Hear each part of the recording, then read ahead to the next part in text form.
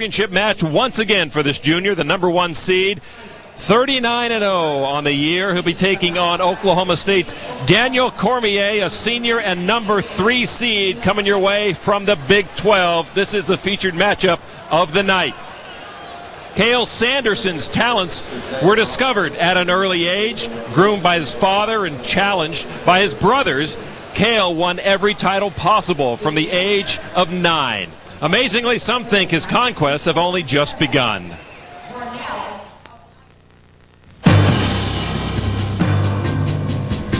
Wrestling has been kind of a family situation, and this is just it was always kind of a way to spend time together and be with one another and do something that we liked. I think I can take a little credit for making him tough. I used to slap him around all the time. I kind of had to figure out ways to compete with them and survive. We were actually close to the same size from the time he was about 6 or 7 years old. I was kind of small and he was always kind of big for his size. And so we spent a lot of time wrestling, and I think the thing that we've been able to do more for Cael than just be a workout partner is kind of help show him some of the things that he needed to do to be successful, as far as working hard and working with the right attitude and working for the right goals. His work ethic and his training habits, his focus, those are some of the things that stand out when I think about Cael Sanderson. He's a one of a kind. I just try and relax and keep my head clear. I mean, I try and figure out what I'm going to do and you know, how I'm going to approach the match. I'm not going to get tired worrying about what's going to happen, and I just basically go out and go as hard as I can. And what's most impressive about Sanderson, he just seems to move freely around his opponent. Great motion, tremendous balance, and just always moving forward. He constantly attacks. He is a real scoring machine. He has a lot of movement about him, and a real sense for wrestling and a real passion for the sport. An amazing performance by Cael Sanderson, repeating as national titleist. I think Cael has and has always had kind of an extra sense about the sport. There's just something there. He seems to have an understanding and a feel for everything that's going on, and it's just kind of, not only has he been more successful than Cole and I, but I mean, to this point he's been as successful as any other college wrestler in history. Earlier this season, Cael left his mark on history when he surpassed the legendary Dan Gable's collegiate record of 100 wins without a loss, leaving many to speculate if Cael could be the best collegiate wrestler of all time. Until his career is out, we won't be able to say he is the greatest, but he certainly will rank among the greatest. And if he keeps going at the rate he's going, it could be real scary at the end. And there he is, poised for his 3rd straight national title, 118-0, his career mark. Iowa State's Cael Sanderson.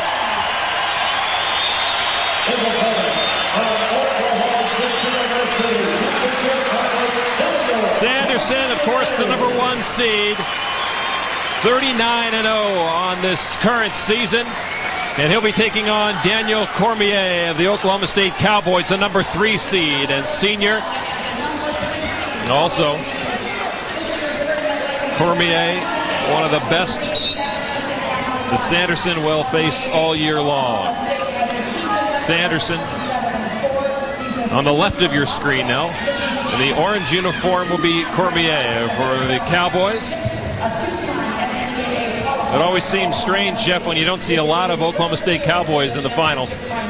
Now, there's been 3 of them here today. I mean, they've got some representation, but not enough to put themselves up at the top of the leaderboard. But in that feature that all of you fans just had an opportunity to see, they question whether he's the best. Well, I'm sitting next to the best. His name's Dan Gable. And I would love to hear what Dan has to say.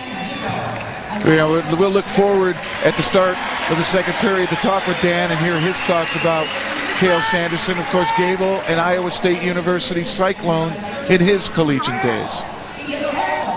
Cael Sanderson loves to score points, and certainly Daniel Cormier knows that. Cormier, really a daunting task going against the man of the hour in college wrestling so far. And a lot of times when you get an athlete like Sanderson so dominating, it's very difficult for anybody to come and face him.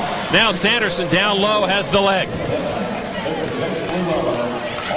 Sanderson now has both legs in the first 2 points of the match scored by Cael Sanderson. Cormier's met him 3 times this year. He got majored, but then the last 2 have been decisions. So he's starting to understand how Sanderson wrestles. And Cormier is a great athlete. But he said when he faced Sanderson before, he was being cautious, didn't want to make mistakes. He didn't go after him using his own style of offense. And wrestling's about your style. And if you can put your style and impose it on your opponent, generally the results are good. But Sanderson, boy, I'll tell you, great motion. What impresses me about him is he just moves around his opponent. Even though the opponent's trying to stop him, he does it so effortlessly. He's like water traveling to the path of least resistance. Sanderson now building up the riding time. He's got half a minute on Cormier. He's got the far elbow too. He's got a lot of leverage on Cormier here. If he can keep him in bounds. And look at him, he even risks going across his own back to keep him in bounds. It's a man with confidence. Cormier back up and out of bounds. And Fred Ambrose, the referee here at 184, puts him back to center. John Smith, head coach of Oklahoma State. No stranger to the big mat here in the middle. 2-0, Iowa State's Cael Sanderson on top. Working for his 1 minute of riding time, 10 seconds away from that. Appears all but assured of gaining a little bit of cushion with the riding time. Cormier seems he's got no way out right now. Sanderson, as you said, Jeff, has to keep working to keep that riding time clock running. Well, I think he was going to cut him loose as soon as he got his minute built up, and that's what he did. Look for him now in 30 seconds to try to get another takedown, and Cael will go after the takedown. Under 30 seconds to go. It's a 2-1 lead now for Cael Sanderson. He's so good at holding the head and reaching for the leg, and once he gets it, it's tough, and he does it again. So quick. I don't know if you call that an ankle pick or a sort of modified single where he's holding the head just to make sure he gets to it without the man being able to sprawl. So 9 seconds to go in the opening 3-minute period in a championship match at 184. Bobby Douglas, Iowa State Cyclones. He'll take full credit for all Cael Sanderson has brought to the mat, right? And his dad deserves a lot of it. The Wasatch program kicked butt in Utah. Closing seconds of the first period. It's a 4-1 Sanderson lead. We'll be back with period number 2 and Dan Gable right after this.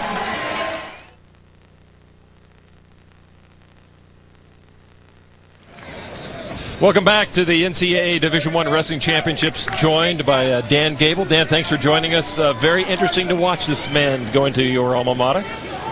Well, this is the, I kind of lost my voice a little bit. I don't blame you. I'm mostly in the stands, but this is the one young man that's probably got some talent that could really go with him. If his mind's there, and I can see already that because he's lost that first period, he's just a little bit behind in his reactions, and obviously it's but Sanderson does forcing that action. But if there was one thing that Coach Smith wanted to do was to get this young man ready for one match with Sanderson this year, and this is the match right here. So, you know, he's got that opportunity, but he still hasn't been able to capitalize on it just because Sanderson's been on him. And you talked about that single leg or that ankle pick. It's a combination, you're right. It's a kind of a new scoring theory that the real good ones are really using right now. The Brands brothers do this a lot.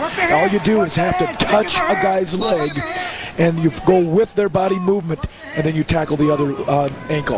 So all you have to do is touch him about at the knee, and you just carry on in. It's not you're not penetrating yourself; they're penetrating you because you're going with them. So he does this very well, and you end up at the ankle and knee, so there's no defense, and you get a lot of scoring on the edge of the mat.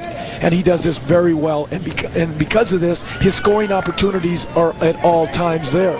Now Cormier is the guy that Coach Smith thought could go with him, but right now he's down 5-1, and obviously if it's a mind game, he's in a bad situation right now. Yeah, I think he's going to be playing it a little bit cautious, and right now he is. I would think he would try to turn up the offense a little bit. And if you don't, that's sort of respecting Sanderson too much. Well, you know, it's like you want to do something yourself, but all you're doing is fighting him. And so basically, you're just depending on counters to win, and that's not going to happen when the guy's got an ankle and a knee. Well, I have to ask you, in the feature about Cael Sanderson, they talked about, is he the best collegiate wrestler ever? Certainly you, with the string of victories you put together, 2 national championships, a disappointing loss as a senior. What's your opinion of Cael in history? I have a tremendous feel for him right now, because he just doesn't let up. Right there, he was, you know, the guy stopped him once or twice, and it was the 3rd time that got him. But, you know, he's on track to be the best. You know, that's just the bottom line. You know, there's some things that I did with pins and those type of things, but he likes to do more technical falls and a lot more scoring, whereas I was more of a controlled wrestler. But in his, you know, not to put too much pressure or give him too much credit yet, just from the standpoint that, you know, he wants to go beyond college. So, you know, he's going to have to go on and do some things after that at the international level, World Championships, Olympic Games, and before he's going to be satisfied and feel like he's the best wrestler. But, yeah, if he goes undefeated this year and next year, you know, I think he's got that title. Well, 4 national titles, that would certainly, only one other person's ever done that, Pat Smith. Is there a Larry Owens lurking out there?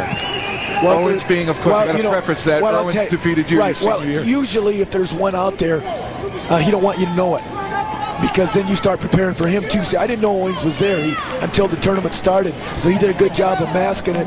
And once he came there, he was pretty much prepared for me, and I was, you know, getting involved in a lot of the things that was going on in the tourney, and I wasn't focused as much as he did. So you're always vulnerable. So if there's a Larry Owens out there, you know, he better not tip it off to Sanderson. One point I had also, Coach, is that he's been so dominating at 84 that you're not going to put your horses, being the other coaches maybe, into that 84 category. You're going to put them up in weight or bring them down in weight. Are you going to avoid a guy like Cael Sanderson as a head coach? Well, I'll tell you what, the referee called Sanderson for stalling, and he called Cormier, and I'll tell you, there hasn't been much stalling in this match. No. But would you, as a coach, tend to avoid 84 next year? With your top wrestlers, put them in another weight class? I don't think you need to do that. You know, you got to look at and analyze certain situations, but, you know, no, you don't want to avoid people. If you start avoiding people, then that's where you get yourself in trouble. Look at that. Look at this. Look at Cormier this. coming around. He needs control, and he got it. Wow. Well, Sanderson gave up the first takedown in the semifinals last night. He found himself down 2-0. Well, that quickly went away. It's 5-4. Cael Sanderson on top. Is he going to let him have it? Wow. See, Cormier thought he could get back in the match, but he forgot. That is a player error by Cormier. He cut him loose and got caught in the process. Well, he forgot he had to wrestle all the time. Yep. He was going to go for the takedown again, but in the process, it was the other guy still wrestling. And Sanderson loves to attack. He's going to do it from any position, any time. Is he going to let him go? Oh, I think he'll try to continue to ride him. He's got under 30 seconds now to go. He's got the riding time guaranteed. He's got a 7-4 lead, actually 8-4 with the riding time.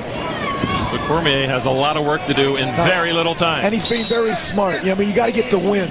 You know, I might have had the win with Owens, but I went for the pin, and that gave him an opportunity to escape. And you know, right there, I saw he could have actually let him go, and, you know, because he's starting to do that. But now he realizes that I need to win this match. Well, you brought that attitude to the Hawkeyes, though, too. He's starting to feel perhaps a little bit of that pressure. Yep. 2 more? No. No, he didn't let go. He's staying at that ankle and knee. So that's real critical for control on a guy that's got good hips, and Cormier had good hips. But Sanderson beat him with his style. He did indeed beat him with riding time. 8-4. Cael Sanderson defeats Daniel Cormier and remains undefeated in his NCAA career. 40-0 on the year. Sanderson, the junior, is unquestionably the best in college wrestling right now.